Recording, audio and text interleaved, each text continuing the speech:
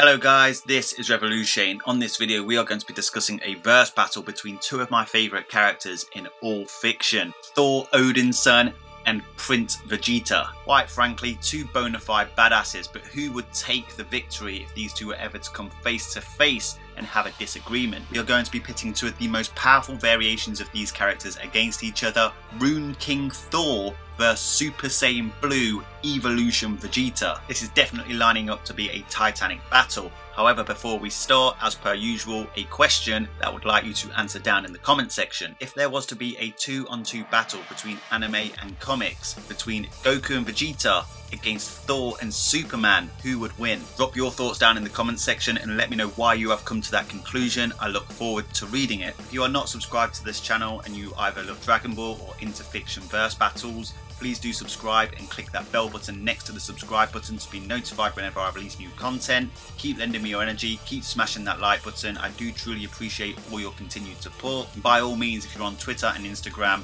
come follow me on those social media platforms where we can discuss things even further. So let's start with Thor. Thor, Odin's son, is the Asgardian god of thunder and son of Odin, the Allfather of Asgard. Now, base Thor is pretty powerful within himself, however, he's not powerful enough to contest with the likes of Vegeta. However, by the time he obtains the Mjolnir hammer, the Odin force and the Norse runes, he becomes incredibly powerful. But it's important to look at base Thor's feats to get an idea on exactly how strong he is and how strong he has gotten by obtaining the Norse runes. Loki once commented that base Thor's power outmatched that of even the Silver Surfer. The Silver Surfer has solar system busting feats, as well as the ability to travel massively faster than light, crossing the universe in minutes. Thor has even been shown to travel across the 9 realms without using the Bifrost, once again proving that he is massively faster than light. He also has crazy durability and stamina feats, surviving an explosion that destroyed Mjolnir, fighting frost giants for 9 months without tiring.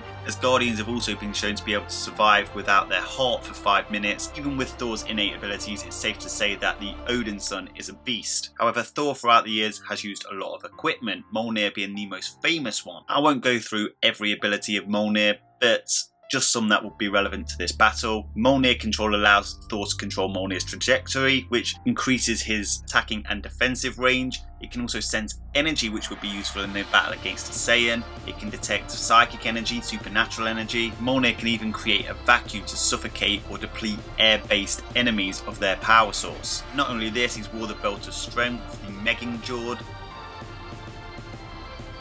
which has at least doubled all Thor's combat abilities, although at the expense of stamina. However, the truth is, base Thor, even with the Mjolnir hammer and the Megingjord belt, would get slapped by his father, Odin, which has literally happened multiple times. However, Thor would eventually go on to be granted the Odin Force, which is the source of Odin's power. This ancient magical force was handed down to Thor when he replaced Odin as the king of Asgard. Odin, quite frankly, is a powerhouse. When Seth was trying to pull out the roots of Yggdrasil, Odin ultimately tried to stop him, and that fight literally shattered galaxies. It was felt throughout the whole entire universe, and even Doctor Strange said it would imperil untold amount of galaxies, and even commented that it was tearing at the very fabric of the multiverse, most likely referring to Yggdrasil, which I'll get to more on later. Odin has consistently been shown to be at least multi-galactic, and Thor inherited that power. However, forget Thor's innate abilities, forget the abilities that come with Mjolnir, and forget the Odin Force, because they all pale in comparison to the Asgardian runes that Thor collated in the last 3 issues of the Ragnarok story. In the Ragnarok series, in the Reigning storyline, Thor was deemed unworthy to hold the Odin Force, so a large majority of his allies across the 9 realms were literally slaughtered by his brother Loki's forces. Thor then sought the wisdom of Odin and the water from the well of Mimir. He literally plucked out both of his eyes, and in doing so gained the knowledge of Ragnarok, which was confirmed to be a cycle of events which imprison the 9 realms, including all inhabitants of the 9 realms, including Odin himself. However, this thread of fate is woven by those who sit above in shadows, who are deemed as gods of gods and creators of the Asgardians in issue 84 and 85. These extremely powerful beings use the endless cycle of Ragnarok as an energy source for sustenance. Now, Odin himself tried to stop the cycle of Ragnarok many times and even hung himself. After Thor learns the runes and drinks from the well of Mimir, he literally becomes Rune King Thor, and just like his father, hung himself in an attempt to stop the endless cycle of Ragnarok, which was literally feeding those who sit in the shadows. However, unlike Odin, Thor hung himself to death, and once in Hela's realm, he defied death itself, regained the Odin Force and reborn himself from the runes to become completely immortal. Now, immortality doesn't necessarily mean he cannot be killed, it just means he has eternal life, cannot die of old age, and he is immune to diseases. Upon gaining the power of the runes, Thor literally becomes a nigh omniscient being and erases Yggdrasil out of existence, the tree of life that holds together all 9 realms. This is how the world tree of Yggdrasil, the Asgardian world tree, has been explained. It's kind of like a map. The 9 worlds you recognise as being part of Yggdrasil are just the tip of a maybe infinite iceberg. What you know as worlds are universes, complex, discrete, fully formed. The Tree of Yggdrasil is a multiverse within itself, but at the same time as destroying the Yggdrasil tree, he literally destroyed those who sit above in shadows. These are gods of gods that were literally feeding on the life force of everything in the 9 realms. Destroying these older gods alongside Yggdrasil is easily a low multiversal feat. As mentioned before, upon becoming Rune King Thor, he pretty much gained nigh omniscience, as he lives in the past, present and future simultaneously and literally sees every aspect of reality, even quantum level of cosmic structures. Not only does he have low multiversal attacking potency, he can use biological manipulation. He severed Loki's head from his body, yet kept his head alive whilst his body died. Has resistance to fate manipulation and can even use telepathy. He is also a seasoned warrior that simply knows how to fight. Mjolnir and the Odin Force have been seen to have time manipulating abilities, massively faster than light. Odin's son surpassed Skyfather level and is quite frankly a force to be reckoned with.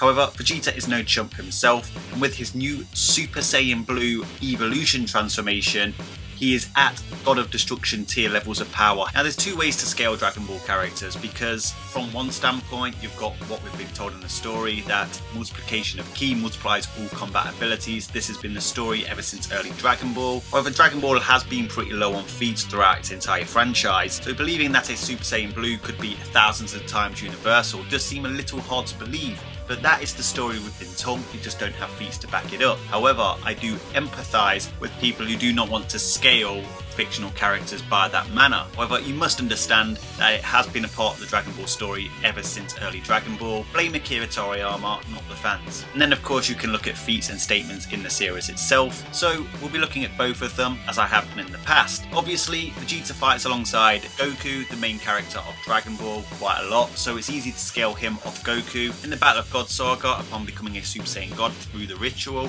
Goku and Beerus clashed 3 times, which nearly destroyed the Dragon Ball macrocosm, which is 3 times the size of our universe itself, as per the Daisenshu. You could call it a shared feat, 3 blows destroying the equivalent of 3 universes, half a universe each. Goku did match the power and angle of Beerus' punch. He put in the same amount of force as Beerus. It was confirmed to be destroying the world, the universe, by prominent intellectual characters in the series such as the Elder Kai and Whis, as well as the narrator. Battle of Gods, Super Saiyan God Goku and Beerus were striking each other with enough physical force to warp space-time, creating ripples and shockwaves which spread throughout the universe, or macrocosm you could say, that were strong enough to tear apart atomic bonds of conventional matter. Beerus, however, was heavily suppressed in this fight. Whis and Vados had to step in to stop them from destroying both the Universe 6 and Universe 7 macrocosms, stating that 2 gods of destructions must never fight. So Beerus is at least multi-universal or low multiversal if you must. You know from the V-Jump magazine that it was Ultra Instinct Omen Phase 3 Goku that was relative to Beerus at full power. Super Saiyan Blue Evolution isn't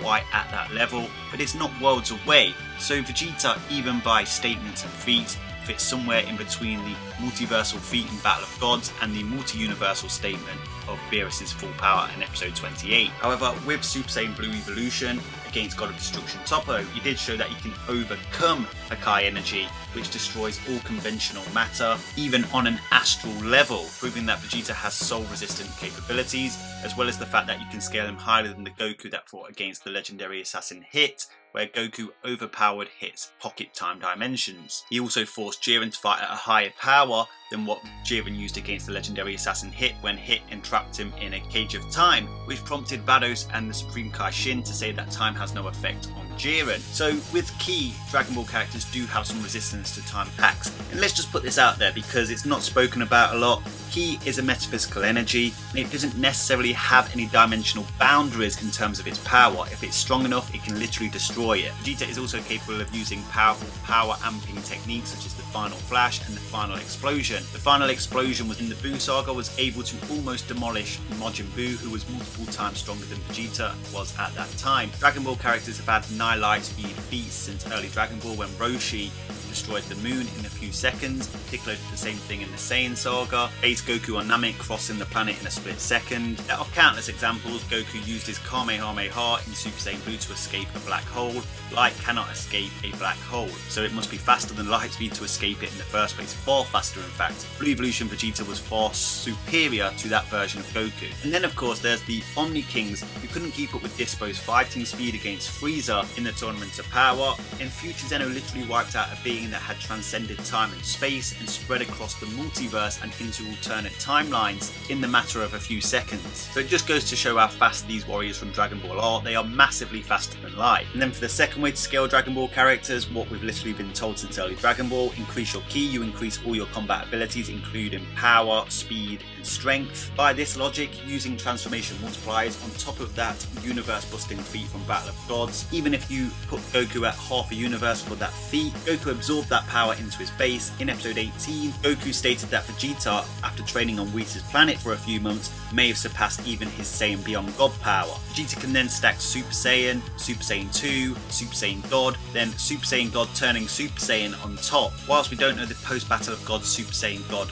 multiplier, it's at least as strong as Super Saiyan 3, which is a 400 times base multiplier. Super Saiyan Blue is literally a Super Saiyan God turning Super Saiyan, acknowledged by Vegeta himself in episode 46, which based off Goku's fight with Kevlar in episode 115 is another 50 times multiplier on top of Super Saiyan God. Blue Evolution is at least an equivalent to Super Saiyan Blue Kaioken times 20, and against God of Destruction Toppo, he broke through his shell even further and became even more powerful. Vegeta, with the key multiplication scaling, is at least multiversal. So who wins this battle out of these two badass motherfuckers? Well, Rune King Thor, by destroying Yggdrasil, consisting of at least 9 universes in total, has proven that he is at least low multiversal. Considering he destroyed the beings that literally ran that construct, you could scale him even higher. With the first way we discussed about scaling Dragon Ball characters, the states and feats way, Vegeta would lose, simply because he is still weaker than a fully powered Beerus, and from episode 28 we know that him fighting his brother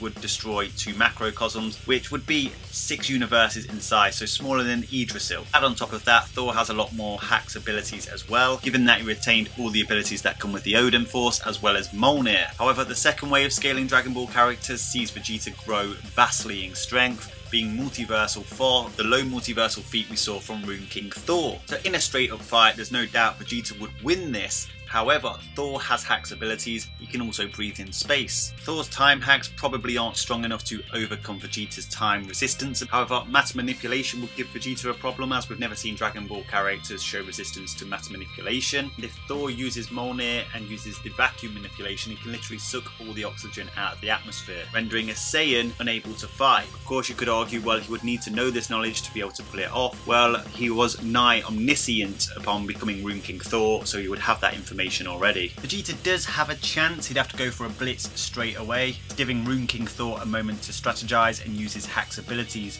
It would be Vegeta's downfall. Using the Final Flash and Final Explosion rely on the enemy not dodging, and also take time to gather strength. It will give Thor far too much time to strategize. Like I said, Vegeta's only chance is to blitz Thor, but even then Thor can use time stop and delay somewhat Vegeta's actions. So there you have it. Do you agree or disagree with me? Do you think Vegeta could override Thor's hacks abilities? Drop all your thoughts down in the comment section. Don't forget to answer that 2-on-2 battle I proposed earlier. If you enjoyed the video, give it a like, lend me your energy, subscribe if you haven't subscribed. Until next time, Ad Astra.